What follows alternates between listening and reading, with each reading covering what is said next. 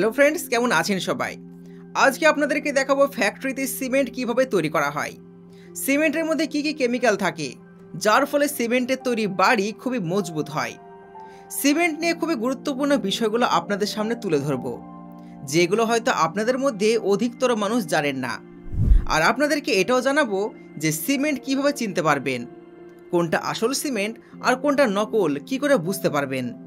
তো চলুন বন্ধুরা, বড় বড় ফ্যাক্টরিতে সিমেন্ট কিভাবে বানিয়ে থাকে এবং ওর মধ্যে কি কি মেটেরিয়াল ইউজ করা হয় সম্পূর্ণটা জেনে আসি।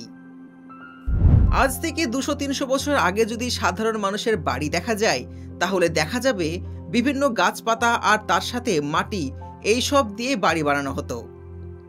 আর পুরাতন বিভিন্ন সভ্যতা খনন করে আমরা জানতে পারি তখনও কিন্তু ইটের ব্যবহার করা হতো। পুরাতন সভ্যতাতে ইটের ব্যবহার থাকলেও ইটের সাথে মাটি দিয়ে বাড়ি তৈরি করা হতো।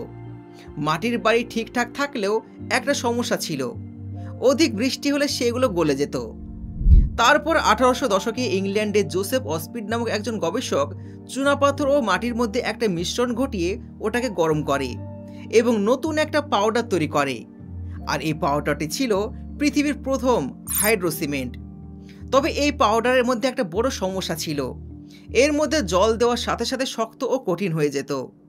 পরবর্তীতে এই সমস্যাকে দূর করার জন্য পাউডারের সাথে জিপসাম মেশানো হয় আর তৈরি করা হয় পৃথিবীর প্রথম সিমেন্ট।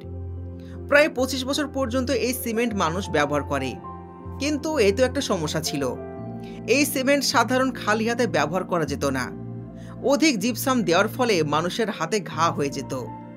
আর এর জন্য জোসেফ তার গবেষণা চালাতে থাকে। এরপর 1824 সালে জোসেফ পোর্টল্যান্ড আইল্যান্ডের মধ্যে একটি পারফেক্ট মিশ্রণ তৈরি করে ফেলে এবং পৃথিবীর প্রথম ভালো সিমেন্ট তৈরি হয়। যেহেতু এটা পোর্টল্যান্ডে তৈরি হয়েছে, তাই তখনকার নাম অনুসারে প্রথমে এই সিমেন্টের নাম রাখা হয় পোর্টল্যান্ড সিমেন্ট। আর সেই থেকে আজ পর্যন্ত পৃথিবীর মধ্যে সবচেয়ে বেশি বিক্রি হয় এই পোর্টল্যান্ড সিমেন্ট। পোর্টল্যান্ড সিমেন্ট ছাড়াও আজকের দিনে অনেক সিমেন্ট এসে গেছে, PPC cement, rapid hardening cement, extra rapid hardening cement, low heating cement, quick setting cement ইত্যাদি। এই পোর্টল্যান্ড সিমেন্ট শুধুমাত্র ব্রিটিশরাই নিজেদের কাজে ব্যবহার করত আর পরবর্তীতে ইস্ট ইন্ডিয়া কোম্পানির তরফ থেকে বিক্রি করা হতো। তারপরে ভারতের প্রথম সিমেন্ট ফ্যাক্টরি তৈরি করা হয় মাদ্রাজ শহরে 1904 সালে সাউথ ইন্ডিয়া লিমিটেড নামে। আর এটা আপনাদের জেনে রাখা দরকার, সিমেন্ট কারখানা সেখানে স্থাপন করা হয় যেখানে এর কাঁচামাল কাছাকাছি পাওয়া যায়। এর ফলে সিমেন্ট তৈরি করতে খরচ অনেক কম হয়ে যায়। সিমেন্ট তৈরি করার জন্য অনেক জিনিসের প্রয়োজন হয়, যার মধ্যে লাইমস্টোন বা চুনাপাথর, ল্যাটারাইট, সেলস্টোন, রেড মার্ড এবং আরও অনেক ধরনের কেমিক্যাল। সব প্রথমে কথা বলি লাইমস্টোনের বিষয়ে। তো এই পাথরগুলো পাহাড় থেকে সংগ্রহ করা হয়, আর এগুলো সংগ্রহ করার জন্য পাহাড়ের মধ্যে বম ব্লাস্ট করা হয়, যার ফলে পাহাড়ের পাথরগুলো ছোট ছোট আকারে ভেঙে যায়। তারপর সেখান থেকে লাইমস্টোনগুলোকে ট্রাকে লোড করে ফ্যাক্টরি পর্যন্ত নিয়ে আসা হয়। ল্যাটারাইট এবং লাল মাটি মাটির তলা থেকে সংগ্রহ করা হয়। আর যদি আমরা সেলস্টোনের কথা বলি, তাহলে এটা খুবই কমন একটা পাথর, যা খুবই সহজে সমগ্র জায়গাতেই পাওয়া যায়। এই চারটে জিনিসকে ফ্যাক্টরিতে নিয়ে আসার পর একটি বড় গ্রাইন্ডিং মেশিনে ঢেলে দেওয়া হয়। এই মেশিনটা এতটাই শক্তিশালী যে সমস্ত জিনিসগুলোকে নিমেষের মধ্যেই একদম গুঁড়ো পাউডার করে ফেলে। এরপর এই গুঁড়ো মেটেরিয়ালগুলোকে 1450 ডিগ্রি সেলসিয়াস তাপমাত্রায় দেওয়া হয়। এর ফলে এই সমস্ত মেটেরিয়ালের রাসায়নিক বন্ডিং ভেঙে যায় এবং নতুন কম্পাউন্ড তৈরি হয়। আর এটাই হলো দেওয়ালকে শক্ত করে ধরে রাখার পারফেক্ট একটা মেটেরিয়াল। কিন্তু এই অবস্থায় সিমেন্টগুলো ছোট ছোট পাথরের আকারে থাকে, যাকে ক্লিংকার ক্লে বলা হয়। এগুলোকে গুঁড়ো আকার দেওয়ার জন্য আরেকটা গ্রাইন্ডারে ঢুকিয়ে দেওয়া হয়, যেখানে এই সিমেন্টের সঙ্গে জিপসাম যুক্ত করা হয়। সিমেন্টের মধ্যে জিপসাম একটা বড় ভূমিকা পালন করে থাকে। যদি এর মধ্যে সঠিক পরিমাণে জিপসাম না থাকে, তাহলে মশলা তৈরি করার সময় জল ঢালার সঙ্গে সঙ্গে এটি খুবই তাড়াতাড়ি শক্ত হয়ে যাবে। আর জিপসামের কারণে এটি তাড়াতাড়ি শক্ত হয় না এবং খুবই সহজে অনেকক্ষণ ধরে ইটের গাঁথনিতে লাগানো যেতে পারে। জিপসাম অ্যাড করে দেওয়ার পর সিমেন্ট সম্পূর্ণভাবে তৈরি হয়ে যায় এবং এটিকে বস্তায় পরিপূর্ণ করে বাজারে পাঠিয়ে দেওয়া হয় বিক্রি করার জন্য। বন্ধুরা, এবার আপনাদেরকে জানাবো কিভাবে বুঝবেন আসল এবং নকল সিমেন্ট কোনটা। তো প্রথমে বলে দিই, সিমেন্ট টেস্ট করার জন্য অনেক প্রসেস আছে। যেমন সিমেন্টের ভেতরে হাত ভরলে আপনি যদি ঠান্ডা অনুভব করেন, তাহলে জানবেন এই সিমেন্টটা ভালো না। যেটা আসল সিমেন্ট হবে এবং এক্সপায়ার হবে না, ওই সিমেন্ট গরম হবে। আর যদি সিমেন্ট ঠান্ডা হয়ে থাকে তাহলে সেটা আপনি নেবেন না, হতে পারে ওটা খারাপ সিমেন্ট।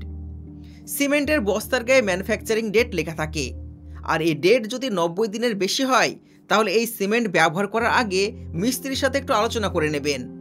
তাছাড়া একটা বালতির মধ্যে জল নিয়ে নিন এবং 1 মুঠো সিমেন্ট দিন।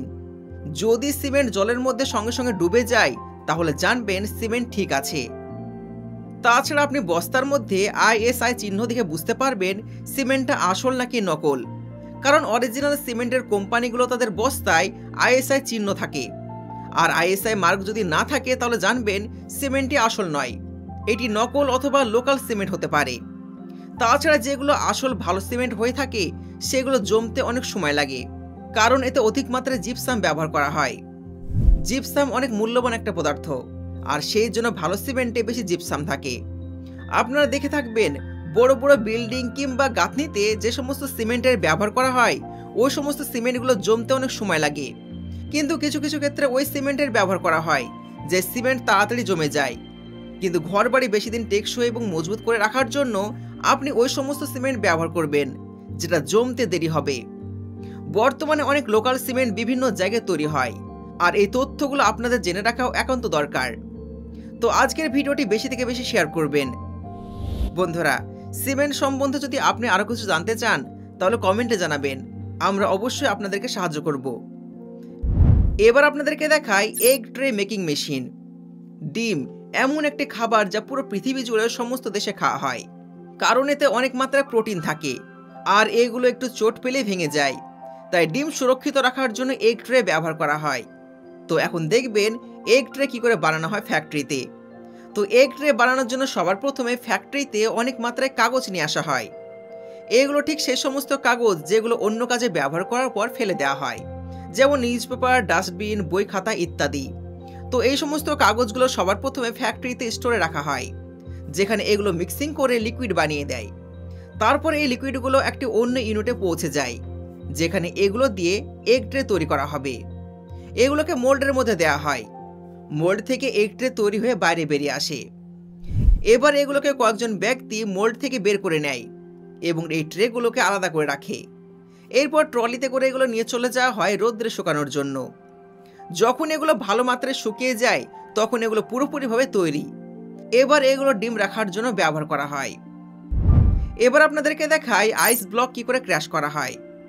এমন অনেক ইন্ডাস্ট্রি রয়েছে যেখানে অনেক বেশি মাত্রায় বরফের প্রয়োজন। ঠিক এমন একটা ইন্ডাস্ট্রি হচ্ছে মাছের ইন্ডাস্ট্রি, যেখানে মাছ ভালো এবং তরতাজা রাখার জন্য বরফের ব্যবহার করা হয়। তো এই সমস্ত মেশিন বড় বড় বরফগুলোকে ছোট করার কাজ করে।